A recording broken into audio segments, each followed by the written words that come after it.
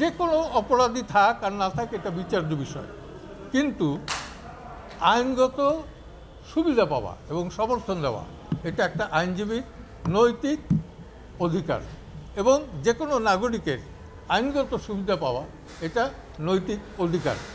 আপনাদেরকে আরেকটা কথা আমি স্মরণ করিয়ে দিই, সেটা হলো বিগত 16 বছরে সাইবার ক্রাইম ট্রাইব্যুনালে যত মামলা হয়েছে সম্ভবত সারা বাংলাদেশে আমার চেয়ে বেশি কেউ পড়ে নাই, এবং সব সাংবাদিকের বিরুদ্ধে যেখানে যত মামলা হয়েছে সব কিন্তু আমি বিনা পয়সায় বিনা পারিশ্রমিকে সেই লড়াইটা চালিয়ে গিয়েছি এবং উদ্ধারই করেছি। আমি আপনাদের কাছে কিছু চাই না, শুধু চাই আজকে তো আসামিদের সাথে আপনি কথা বললেন, আসামিরা আপনাকে কি আসামি বললেন, এটা তাদের যে অভিযোগ আছে সেই অভিযোগের ব্যাপারে তারা কি বললেন? অভিযোগ সম্পর্কে তারা নিজেরাও খুব একটা জানে না,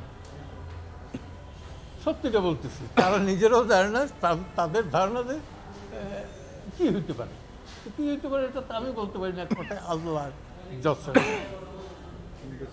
হ্যাঁ, ইনভেস্টিগেশন রিপোর্ট এখনো আসেনি, সত্যি বলবে, রিপোর্ট আসুক তারপর দেখা যাক।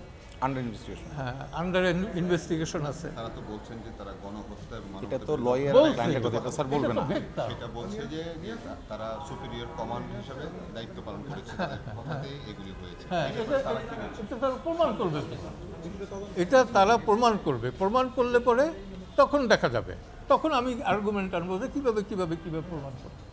তো এখনকার বিষয় না, এখন হলো প্রিলিমিনারি একটা আলাপ, হাই হ্যালো করা, আমরা কীরকম আছি, তারা কীরকম আছে। আপনি নিরাপত্তার বিষয়ে কী বলবেন?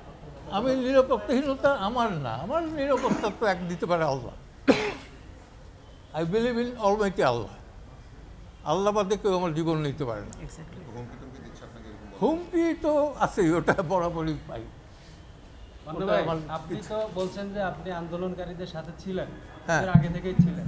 হ্যাঁ, এখন মামলাটা হয়েছে যে এদের বিরুদ্ধে যারা আক্রমণ করছে তাদের বিরুদ্ধে, তাহলে আপনার অবস্থান কি মানে রিভার্স হয়ে যাচ্ছে কিনা? না না, আমি আন্দোলন করছি কোটার বিরুদ্ধে,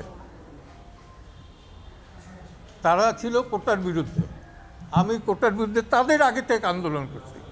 যেদিন থেকে দেশ স্বাধীন হয়েছে এবং সার্টিফিকেট বিতরণ হয়েছে সেই দিন থেকে সেই সার্টিফিকেট প্রথার বিরুদ্ধে আন্দোলন করে আছি। একা ছিলাম, এখন সংখ্যা বাড়ছে। রাতারাতি তারা যখন অন্য পরিচয় দিল তখন তাদের সাথে থাকার প্রশ্ন আসে না। এবং আমি উজান গাঙ্গের নাইয়া, আমি সব সময় ছিলাম প্রতিবাদী, যখন ক্ষমতা আসে সেই ক্ষমতার সাথে আর তাল মিলাইতে পারি নাই। This is my character. এখন এটা আমি কী করবো, আল্লাহ তাআলা সৃষ্টি করে দিচ্ছি।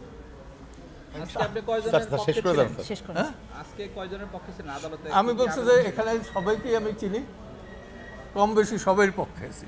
স্যার চলেন স্যার, শেষ ভাই, আপনারা ব্রেকিং এ নিয়েন না, শেষ করেন এবার আপনারা। আমার চেয়ারটা যদি আগে লাঠিটা